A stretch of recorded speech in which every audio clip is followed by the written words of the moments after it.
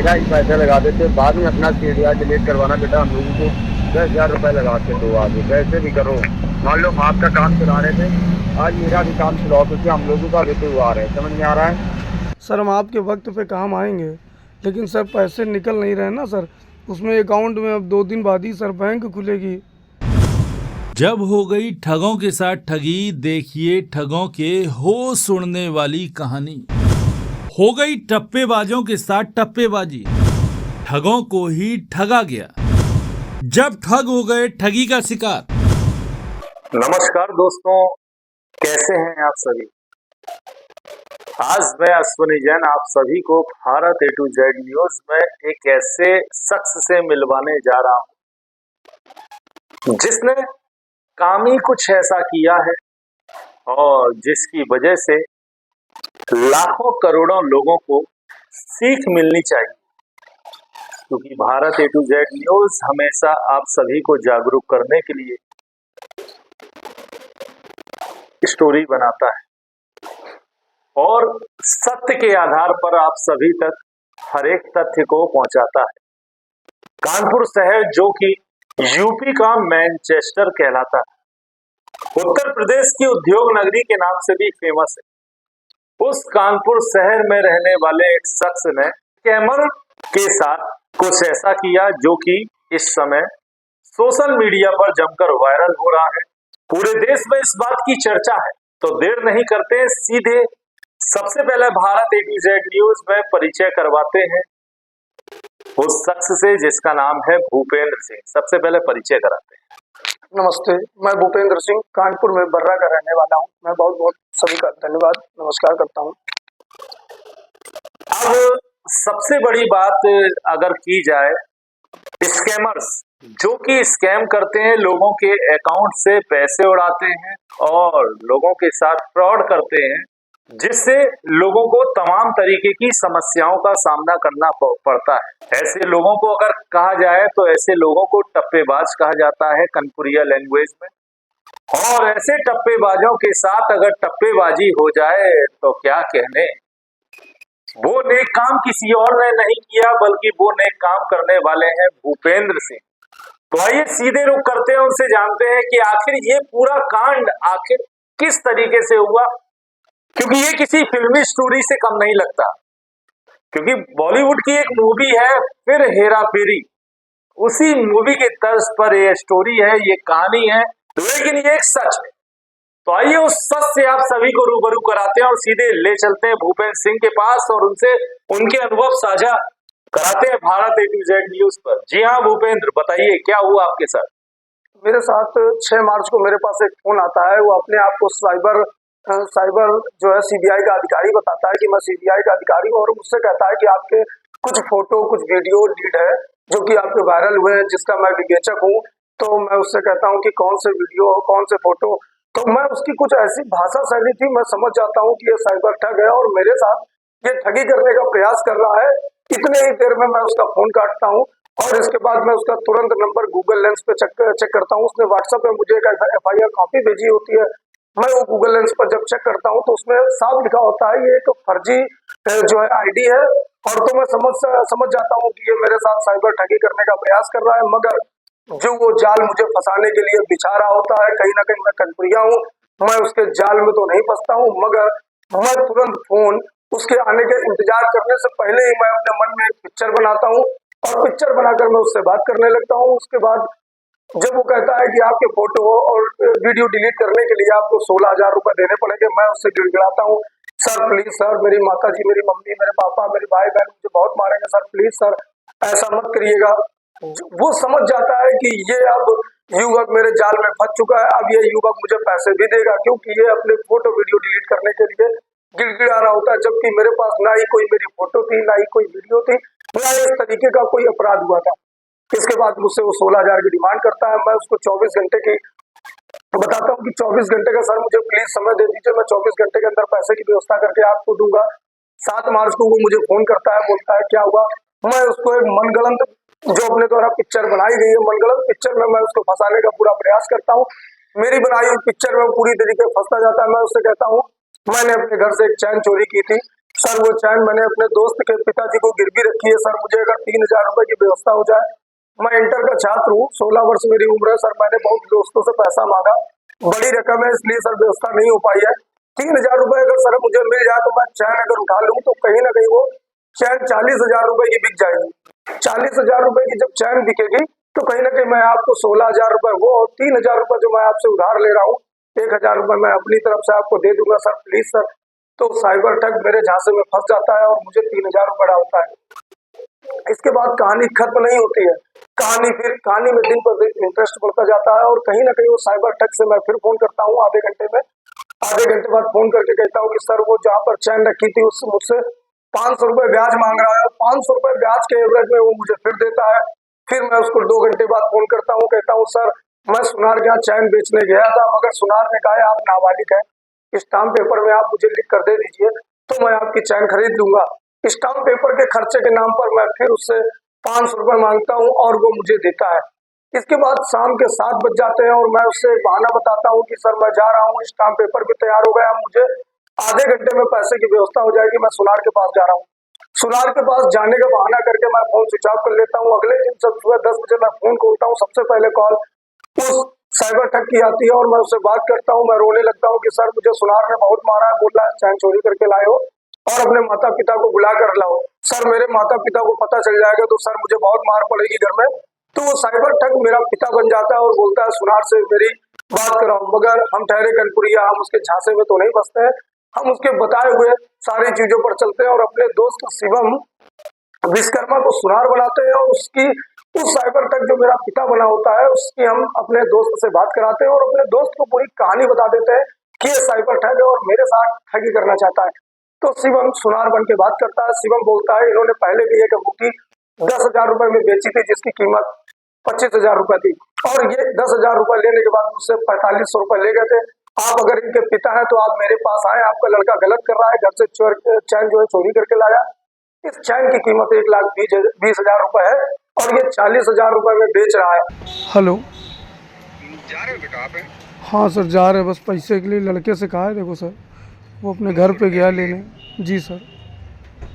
ये बोल रहे हैं जी आज मैडम का अकाउंट नंबर दिया जाएगा जी क्योंकि CDR मैडम आई हुई है सीनियर ऑफिसर ना, जी जी जिसमें से आप लोगों की 36 वीडियो 12 फोटो हमारे पास है ना, जी। वो उन्हीं मैडम के माध्यम से डिलीट होगा, समझ में आ रहा है? नहीं सर हम आज अभी करा दे रहे हैं सर।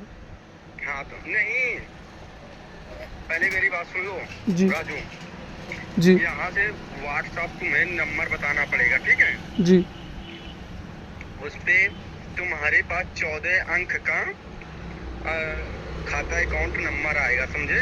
जी हाँ मैडम वाला। जी मैडम के अकाउंट पे जब पैसा तुम कराने जाओगे, ठीक है, जी तो बोल दोगे मम्मी का अकाउंट है, ठीक है? जी हाँ मम्मी वाले अकाउंट पे ऐसे बोल के तुम करा दोगे तो तुम्हें कोई दिक्कत कोई प्रॉब्लम नहीं पूछेगा, ठीक है? जी ये बोल देना मम्मी के अकाउंट पे पैसा डाल दो, ठीक है? जी हाँ नाम हम बता देंगे, उसी मैडम जब मैडम का नाम आ जाए तो बोल देना ठीक है इसी पे जमा कर दो, ठीक है? और जी जब जमा कर दे बेटा तो उसकी फोटो ले लेना, ठीक है? जी जी हाँ देखिए बेटा इतनी मदद तुम्हारे घर फैमिली की कोई न करता जितना पैसा मैंने लगा दिया अपनी तरफ से। जी सर आपने मदद काफ़ी करी सर मेरी। मैंने तुम्हारे ऊपर 7,000 रुपए लगा दिया है।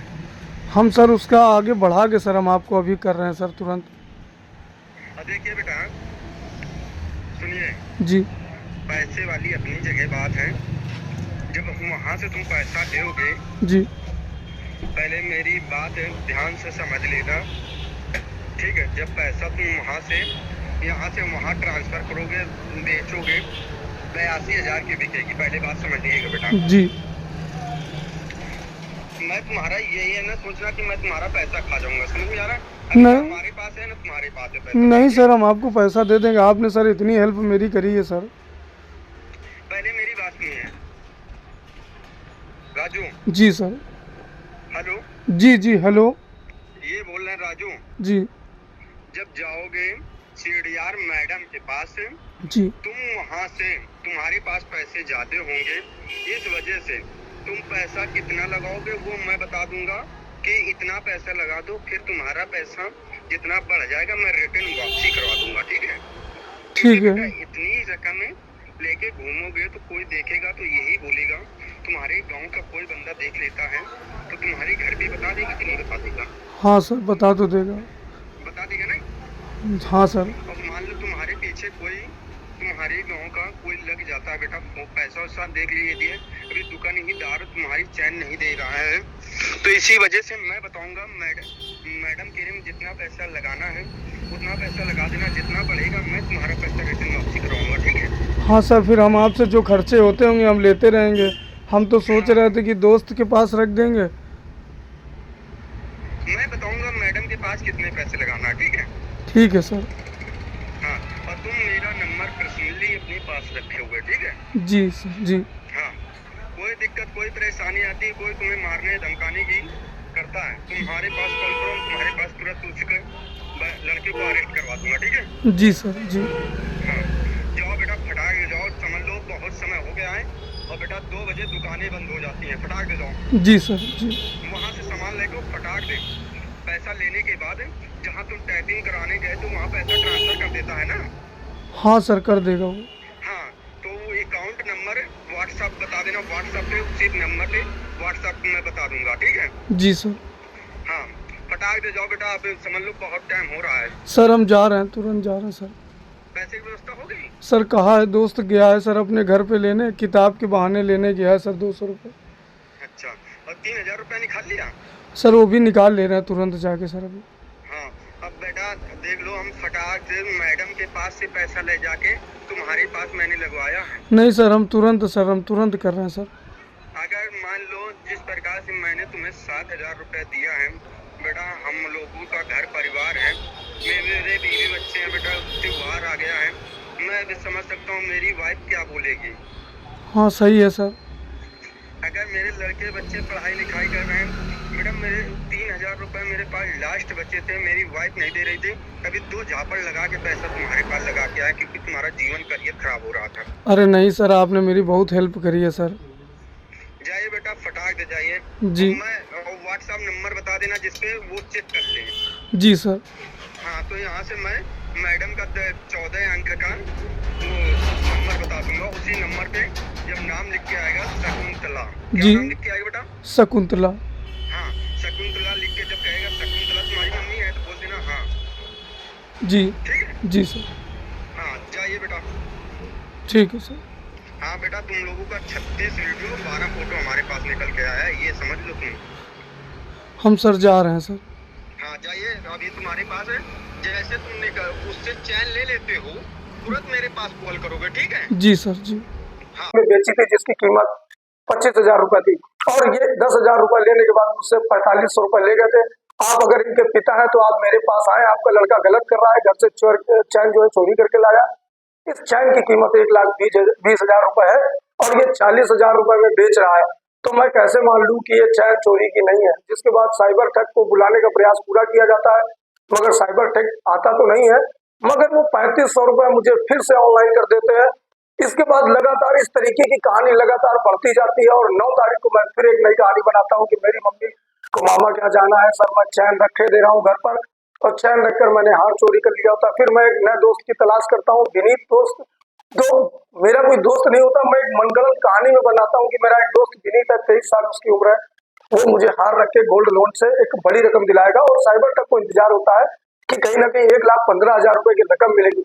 फिर से मैं नई कहानी बनाता हूँ कि सर मैं गोल्ड रखने बैंक में गया था, तो बैंक में फाइल चार्ज मुझसे 3450 रुपए 3% का 1,15,000 के अनुसार मांगा जा रहा। मैं फिर उस ठग से निवेदन करता हूँ, हाथ जोड़ता हूँ कि सर प्लीज सर एक बार मुझे लास्ट बार दे दीजिए। फिर वो मेरे झांसे में फंसता है और मुझे 2,000 रुपए वो मुझे ट्रांसफर करता है। इस तरीके से अभी तक मैंने उससे 9,500 रुपए ले रखे हैं। भूपेन, ये कोई फिल्मी स्टोरी से कम नहीं लगता है। जैसा कि अभी आपने सुना, शख्स ने अपनी जुबानी पूरी दास्तान आप लोगों को बताई। मैं आपसे जानना चाहता हूं कि इस तरीके का निर्णय जो आपने लिया, इस तरीके की जो मनगढ़ंत कहानी आपने बनाई, ये आप किस चीज से इंस्पायर हुए थे?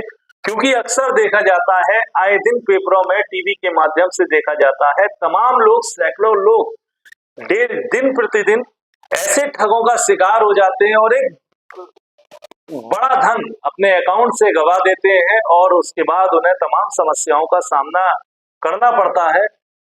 आप किस चीज से इंस्पायर हुए थे जो आप उनके झांसे में नहीं आए और उल्टे वो आपके झांसे में आ गए? मैं अपने माता पिता का बहुत बहुत धन्यवाद देता हूँ। मैं अपने माता पिता को बहुत, आज मेरे माता पिता तो इस दुनिया में नहीं है, मगर उनका सर कहीं ना कहीं आज गर्व से ऊंचा है कि आज उनका बेटा नाम रोशन कर रहा है। सर, मेरे माता पिता ने भले ही एक वक्त रोटी खाई हो, एक वक्त का कमाया हो, मगर मुझे उन्होंने भरपूर पढ़ाया है। आज ये वही नतीजा है कि मैं पढ़ा लिखा हूँ और मैं सारी चीजें समझता हूँ, जो कि मैंने साइबर ठग की चाल को समझ लिया था, क्योंकि मैं पढ़ा लिखा हूँ। और मैं सभी उन देशवासियों से भी निवेदन करता हूं कि अगर इस तरीके से अगर आपके पास कॉल आती है, अगर आपको वो डराने का प्रयास करते हैं, इस तरीके का अगर आपको बताते हैं कि फोटो वीडियो बनी है, तो आप बिल्कुल मत डरें। आप नजदीकी थाने में पुलिस कर्मियों से बताएं, अपने भाई बहनों से बताएं, अपने मित्र दोस्तों से बताएं, क्योंकि साइबर ठग कहीं ना कहीं आपको डरा कर एक मोटी रकम आपसे भी इस तरीके से एक ले सकते हैं। मैं जागरूक था, इसलिए मैं उनके झांसे में नहीं फंसा और उल्टा ही मैंने अपने बिछाए हुए पिक्चर में और बिछाए बनाई हुई पिक्चर में और बिछाए हुए जाल में मैंने साइबर ठग को ही फंसा लिया। इस तरीके से 9,500 रुपए तो मैंने ले लिए, मगर कहीं ना कहीं अभी भी आज की बात अगर की जाए तो लगातार जो साइबर ठग है उससे कंटिन्यू मेरी बात हो रही है। उसको अभी भी एक आस है, बल्कि पूरे देश प्रदेश भर में ये वीडियो वायरल हो रहा है, मगर अभी तक उसको इस चीज की बिल्कुल भी भनक नहीं है और लगातार मुझसे अभी भी वो पैसे की आस लगाए बैठा हुआ है, जिसको मैं अभी तक लगातार उससे बात भी कर रहा हूँ और उसको अभी आस है कि मैं उसको पैसे दूंगा, मगर उसको मैं पैसे नहीं दूंगा। मैं इस प्रयास में हूँ कि मैं उससे 2-3 हजार रुपए और ले, और जो भी एक रकम 9,500 रुपए मेरे पास आई है, मैं उन जरूरतमंद लोगों को चिन्हित कर रहा हूँ, मैं उन कन्याओं को चिन्हित कर रहा हूँ, मैं उन बहनों को चिन्हित कर रहा हूँ जो शादी करने लायक है, वो गरीब परिवार से है, पैसे नहीं है। मैं उन कन्याओं को चिन्हित कर रहा हूँ जो वाकई इस पैसे की जरूरतमंद है, क्योंकि पता नहीं कितने घरों के, कितने गरीब घरों के इसने उजाड़े होंगे, कितने गरीब लोगों के पैसे ठगे होंगे, ताकि ये पैसा मैं उन गरीबों तक पहुंचा सकूं। और मैं अपनी तरफ से भी कुछ धनराशि देकर मैं उन गरीबों तक ये पैसा जरूर पहुंचाऊंगा। बहुत अच्छे नेक विचार हैं आपके। जिस तरीके से आपने अभी कहा, तो मैं आज सभी लोगों से एक निवेदन करना चाहता हूं कि आप लोग कभी भी ऐसे साइबर ठगों के झांसे में ना आए और ना ही ऐसे लोगों का आप लोग शिकार बने, क्योंकि ऐसे लोग आप लोगों से तमाम तरीके की बातें कहते हैं कि आप लोगों का न्यूड वीडियो बन चुका है और उस वीडियो को वायरल करने के चक्कर में आप लोगों से पैसे ऐंठने के लिए तमाम तरीके की वो लोग बातें करते हैं, तमाम तरीके के वो लोग अधिकारी भी बन जाते हैं। लेकिन ऐसे लोगों से सचेत रहने की आप लोगों को जरूरत है और इस पूरी कहानी से एक चीज सीखने को मिलती है कि भैया, कानपुर वालों को चूना लगाना आप लोग सोच भी नहीं सकते, क्योंकि जिस तरीके से कनपुरिया अंदाज में भूपेंद्र सिंह ने ऐसे साइबर ठगों को और उनकी सोच को जिस तरीके से मात दी है, कहीं ना कहीं ये काबिले तारीफ है। और अंत में आप लोगों से मैं एक चीज और कहना चाहता हूं कि कभी भी ऐसे फ्रॉडों के झांसे में ना आए और ऐसे ठगों के साथ जो भूपेंद्र सिंह ने काम किया है, अपनी झांसे में उसे लेकर जो काम किया है और उनके तमाम पीड़ितों के जो पैसे साइबर ठगों ने ठगे थे, उनसे वो पैसे निकाल कर कहीं ना कहीं बहुत अच्छा काम किया है और ये काबिले तारीफ है। तो आप लोग को जरूर इस इंटरव्यू को देखना चाहिए और आप लोगों को सचेत रहने की आवश्यकता है, क्योंकि अगला शिकार हो सकता है आप लोग बन जाए, क्योंकि अगर आप लोग जागरूक नहीं हुए तो आप लोग उनके झांसे में आ सकते हैं, क्योंकि इस तरीके की वो लोग बातें करते हैं, इस तरीके की वो लोग डराते धमकाते हैं कि आप लोग उनके झांसे में आ सकते हैं। लेकिन जिस तरीके से भूपेंद्र सिंह ने ये काम किया, उससे आप लोगों को जागरूक होने में काफी मदद मिलने वाली है। तो इस इंटरव्यू को आप लोग अवश्य देखें।